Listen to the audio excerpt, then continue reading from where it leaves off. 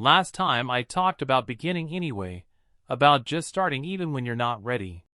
But there's something I didn't mention, something that's actually harder than starting.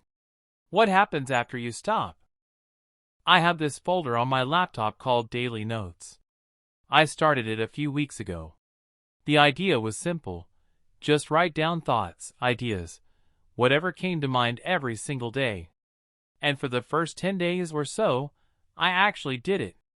I opened the folder every morning, added a new note, and it felt good, like I was building something, like I was finally becoming consistent. But then something small happened. I missed a day, then another, then a third, and before I realized it, 3 weeks had passed. The folder just sat there with those same 10 notes. Nothing new, nothing added. And in my mind, it felt like I had ruined it, like I had broken something that couldn't be fixed. There's a verse that says, "Though the righteous fall 7 times, they rise again." Proverbs 24 verse 16. That verse doesn't ignore failure. It assumes it. It expects it. The focus isn't on the falling, it's on the rising. But when you're in that moment, staring at something you abandoned, it doesn't feel that simple. It feels like the fall is the end. That folder became more than just a folder. It became a reminder. Every time I opened my laptop, I saw it sitting there. Quiet. Unchanged. And every time, there was this small weight in my chest. Not heavy enough to stop my day, but enough to linger. Enough to remind me that I had started something and didn't finish it. So I told myself what most people tell themselves. I'll start again next Monday. A clean reset. A perfect restart. A better version of me. But Mondays kept coming, and nothing changed. And that's the part nobody really prepares you for. We think the hardest part is starting. Building the courage. Pushing past hesitation. But that's only the beginning. Starting has energy. It has excitement. It feels new. But continuing? Continuing is quiet. It's repetitive. It's showing up when there's no excitement left. And even harder than continuing is continuing after you've already stopped. Because now it's not just about effort. It's about facing that voice in your head that says, "You already failed. What's the point now?" We do this with everything.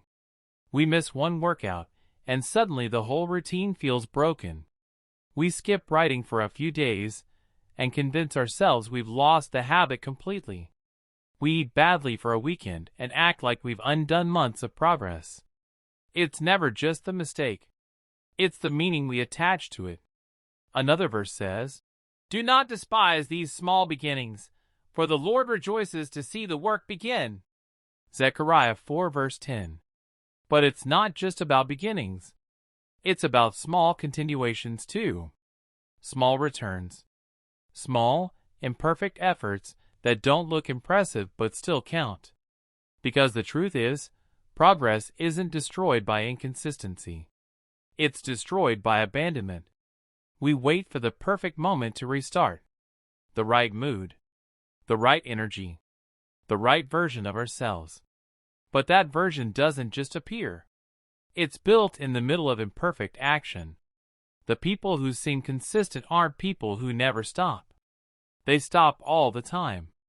They just don't stay stopped. They understand something simple but uncomfortable. The work doesn't reset just because you feel like you failed. The path is still there. You just have to step back onto it, awkwardly, imperfectly, without ceremony. Someone once said, "The difference between amateurs and professionals isn't talent. It's that professionals know how to keep going after a bad day. Amateurs think one bad day ruins everything." And that hit me, because I realized I wasn't stuck because I lacked discipline. I was stuck because I believed the story that I had already messed it up beyond repair. So one random afternoon, nothing special about it, I just opened the folder. No Monday. No fresh start. No plan. Just opened it. I added a new note.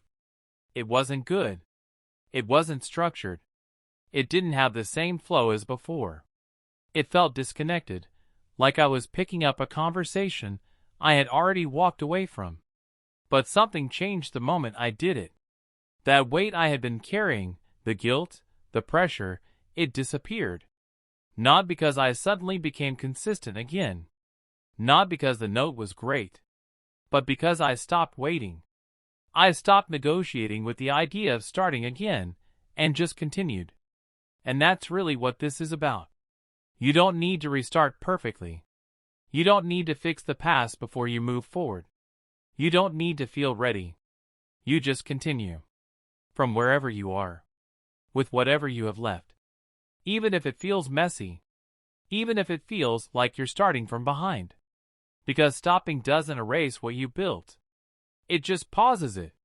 And the only real failure is deciding not to press play again.